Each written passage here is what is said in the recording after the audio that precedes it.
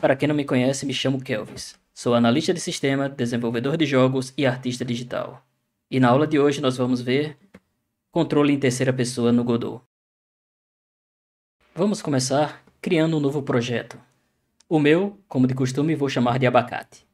E vou escolher a área de trabalho para salvar ele.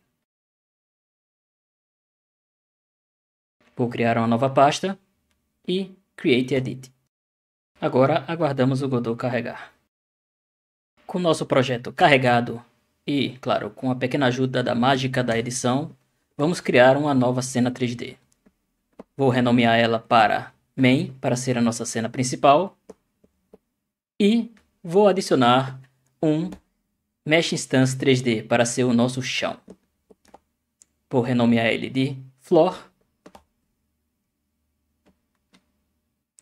e vou dar a ele uma forma de um New Plane Mesh. Vou redimensioná-lo para termos muito espaço para testarmos o nosso jogo.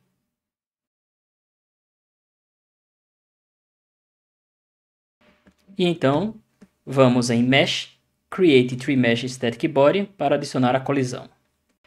Também vamos adicionar um novo Surface Material Override, do tipo New Standard Material 3D. Nele, vamos até o albedo e vamos adicionar uma textura do tipo New Noise Texture 2D. Nesse Noise Textures, vamos redimensionar ele para 2048, que parece ser um bom tamanho para esse piso. E vamos adicionar um New Fast Noise Light. Agora, nesse Fast Noise Light, vamos alterar algumas de suas propriedades. Vamos primeiro alterar o tipo do noise para Cellular. Então, vamos em Fractal e vamos desabilitar. Então, na aba Cellular, vamos manter como Euclidean e vamos mudar o Return Type to Cell Value. Vamos aumentar um pouco a frequência para obter esse efeito granulado. E por fim, vamos adicionar um Color Ramp. Nesse Color Ramp, podemos mudar as cores de nosso noise. Para isso, basta clicar na cor e selecionar uma nova cor. No caso aqui, selecionarei um verde escuro. Podemos também alterar a cor mais clara. Um marrom escuro está bom aqui.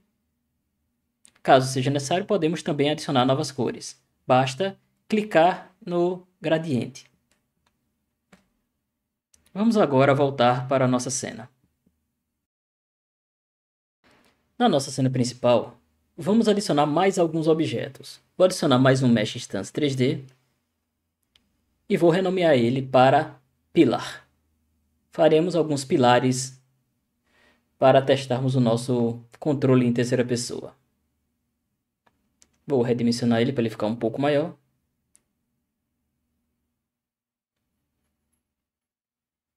E também vou fazer um Create Tree Mesh Static Body para adicionar colisão. Vou alterar também seu material. Vou no albedo. E dessa vez vou apenas alterar sua cor.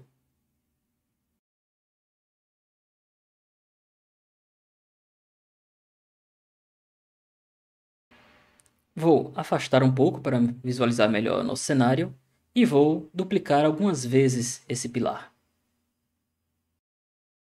Posso duplicar utilizando este menu ou simplesmente usando o atalho Ctrl D.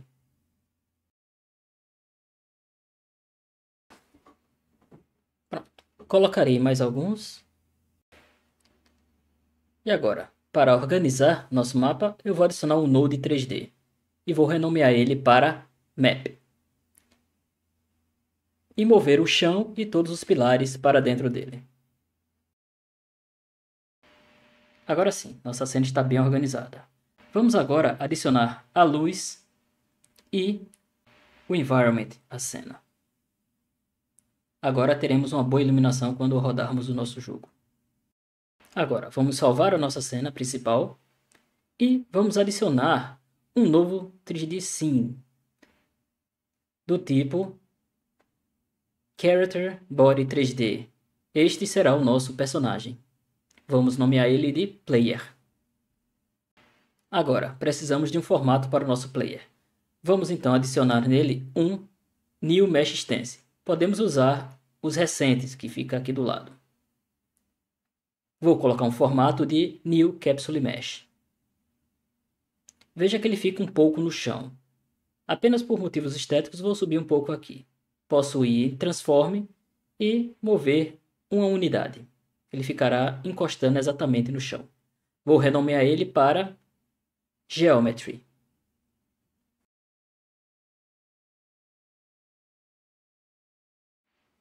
Como podemos notar, o nosso player ainda está com um alerta. Isso é porque está faltando a Collision. Vamos então adicionar um New Collision Shape 3D. E dar a ele um formato de um New Capsule Shape. Do mesmo jeito que movemos o Mesh, vamos mover também uma unidade para cima. Dentro do Geometry, vamos adicionar mais um Node, do tipo Mesh Instance 3D. Ele representará a frente do nosso personagem. Vou colocar do tipo Cylinder Shape. Vou redimensionar ele para ficar menor e um pouco mais achatado. Por fim, vou rotacioná-lo e posicionar ele na direção do "-z", que é a frente do nosso personagem. Vou fazer mais alguns ajustes e posicioná-lo à frente. Precisamos agora de uma câmera para o nosso player. Para isso, vamos adicionar um objeto do tipo Spring Arm 3D. Esse objeto vai segurar a nossa câmera e tratar da colisão dela. Vou reposicionar esse Spring Arm na altura dos olhos. E por fim, dentro dele vou adicionar um objeto do tipo Camera 3D. E como é um jogo de terceira pessoa, essa câmera ficará atrás do personagem e um pouco acima. Para isso, movemos a câmera para trás. Porém, ao invés de girar a câmera, nós vamos girar o Spring Arm 3D, pois ele será o pivô de nossa câmera.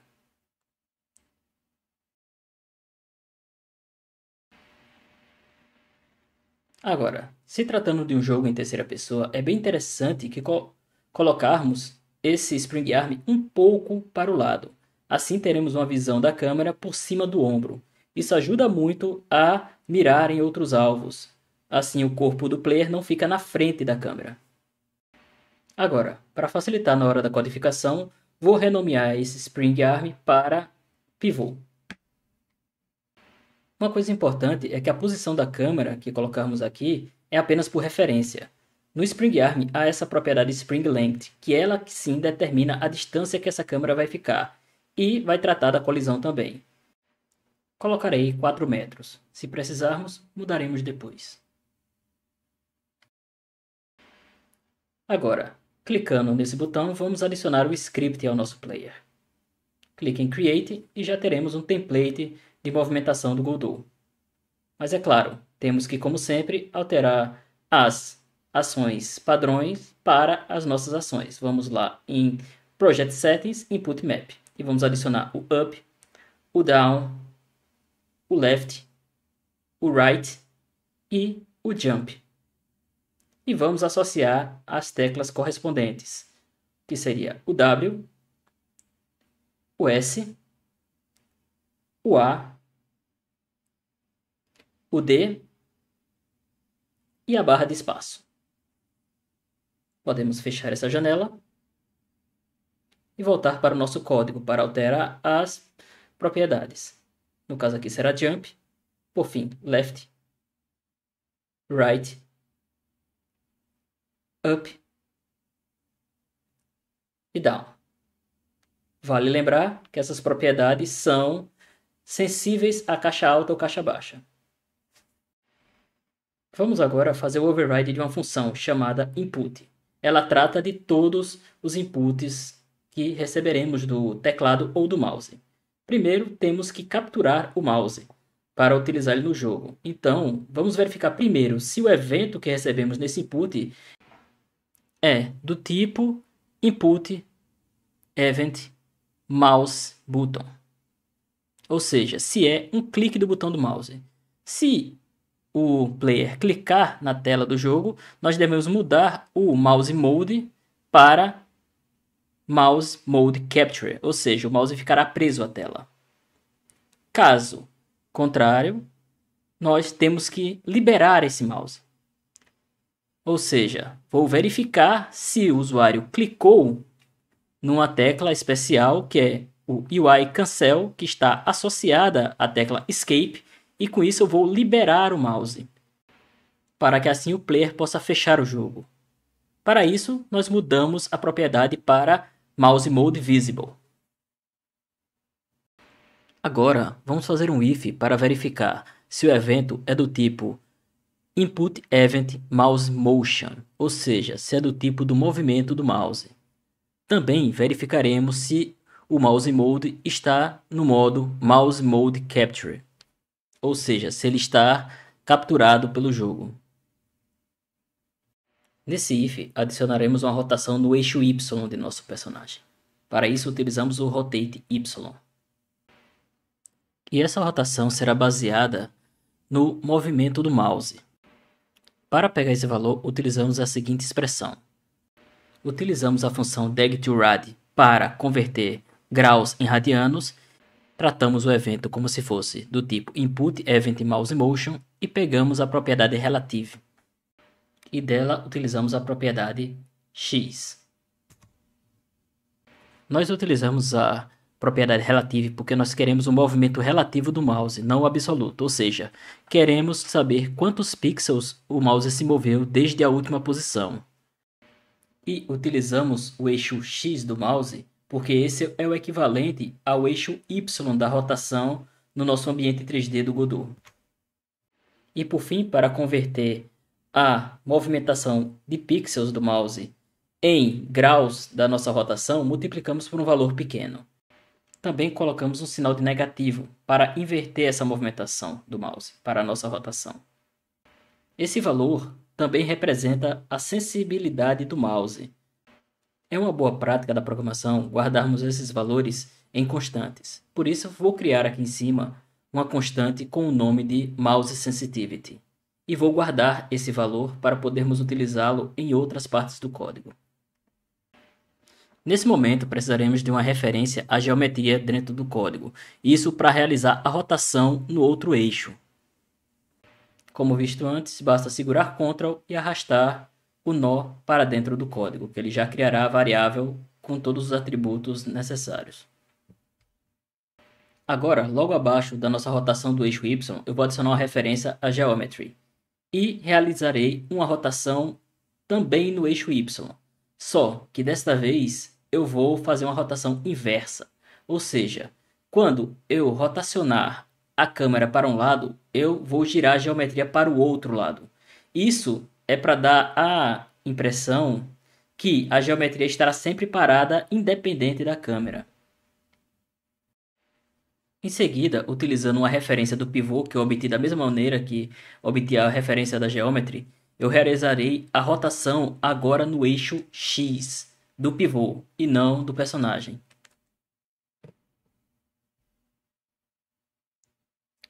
Essa rotação será idêntica à rotação que eu dei no personagem. A única diferença é que eu pegarei o relativo Y do mouse. Vamos agora voltar para o modo 3D e adicionar o player à nossa cena principal para podermos testar. Clico em Play e Select Current para selecionar a cena atual como a principal. Agora vejo que a movimentação da câmera está ok, porém vejo que ao movimentar utilizando as teclas AS e DW, o player não está olhando para onde eu estou me movendo. E também eu consigo fazer um giro de mais de 360 graus, o que não é muito legal para a nossa movimentação. Porém, a colisão da câmera está funcionando ok, ou seja, o Spring Arm está funcionando. Sobre a rotação e a direção que o player está olhando, vamos corrigir isso no nosso código. De volta no código, vamos corrigir primeiro a rotação de mais de 360 graus na vertical. Para isso, pegamos o pivô e pegamos a sua propriedade Rotation, ou seja, a sua rotação. E da Rotation vamos pegar o eixo X, que é o que queremos limitar. Primeiro, vamos utilizar a função deg2rad, que converte os graus em radianos. Isso para facilitar o nosso cálculo. Dentro dela, utilizaremos uma função matemática chamada clamp, que limita um valor passado por parâmetro entre outros dois valores. Para isso, o primeiro parâmetro que passaremos será a conversão de radianos para graus da própria rotação x do pivô. Podemos copiar daqui e colar aqui. O segundo parâmetro é o primeiro valor, o menor valor a ser limitado, será menos 90 graus. E o último parâmetro será 90 graus, ou seja, o teto. Ele vai então agora rotacionar apenas entre menos 90 e 90 graus. Eu vou também aumentar um pouquinho a sensibilidade do mouse.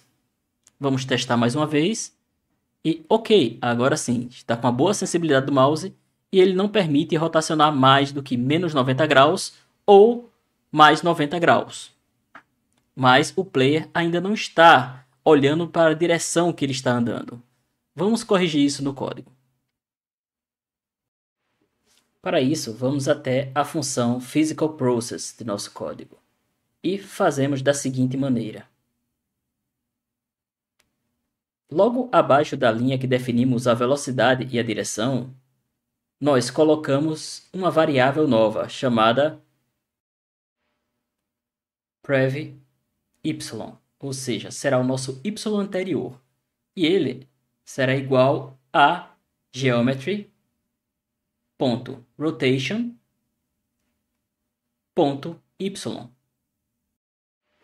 E, logo abaixo, ainda utilizando a referência ao geometry, nós utilizaremos uma função especial chamada lookAt, que fará a geometry olhar em uma determinada direção, que no caso será a direção que nós estamos nos movendo. Para isso, passamos a nossa posição atual mais a direção. E, por fim, nós criamos agora outra variável chamada target y, ou seja, qual é o y que queremos chegar. Para isso, colocamos novamente o geometry rotation y, depois de ter executado o lookAt. Agora, nós podemos fazer a rotação suave que queremos. Para isso, colocamos rotation do geometry.y, que é a rotação que queremos. Ela será igual a uma função chamada lerp_angle, ou seja, é uma transição suave entre dois ângulos. O primeiro parâmetro que passaremos nessa função será o nosso y original, ou seja, o prev y, onde estávamos antes na rotação. O segundo parâmetro será o target y, ou seja, para onde queremos ir. E para o terceiro parâmetro, criaremos uma constante chamada turn speed, que representará a velocidade da rotação do nosso personagem. Vamos lá em cima e vamos criar essa constante com um determinado valor. Lembrando, quanto maior for esse valor, mais rápido o personagem vai girar. No caso aqui, eu iniciarei com o valor de 10. Caso seja necessário, mudaremos depois. Vamos testar para ver se deu certo. Veja que eu cometi um pequeno erro aqui no código. O y, nesse caso, é minúsculo. Vou fazer essa correção e vamos testar novamente o jogo.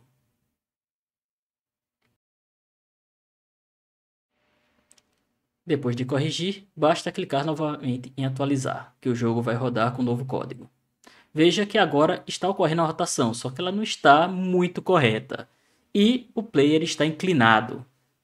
Bem, ainda temos algumas coisas para corrigir no código. A primeira coisa que temos que corrigir é multiplicar o turn speed pelo delta, isso para corrigir a velocidade da rotação. Vamos testar mais uma vez para ver se a rotação melhorou. Veja que agora a rotação está suave e na velocidade correta, mas ainda temos esse problema do player estar inclinado. Vamos voltar para o código e corrigir isso. Este erro da inclinação ocorre porque, quando criamos a nossa geometria, nós movemos ela uma unidade para cima no y. E o lookAt vai olhar para a origem dela, ou seja, ele está olhando para o chão, que seria o y0. Para resolver esse problema, nós temos que compensar aqui no lookAt. Para isso, utilizaremos um vector 3. Esse vector 3 vai alterar a variável position da seguinte maneira.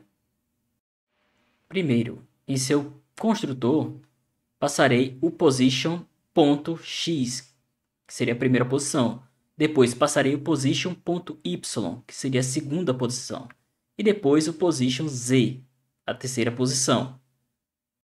E, para compensar a posição y da geometry, eu vou somar 1 à posição y, fazendo assim o Lookit olhar para frente. Vamos testar para ver se a correção funcionou. Veja que agora nosso player está olhando para a direção do movimento e a câmera está se movendo corretamente e ele não está mais inclinado como antes. E com isso concluímos a nossa movimentação em terceira pessoa. Lembrando que esse projeto e todo o código está em um link na descrição. Se gostou, deixe seu like e até a próxima aula.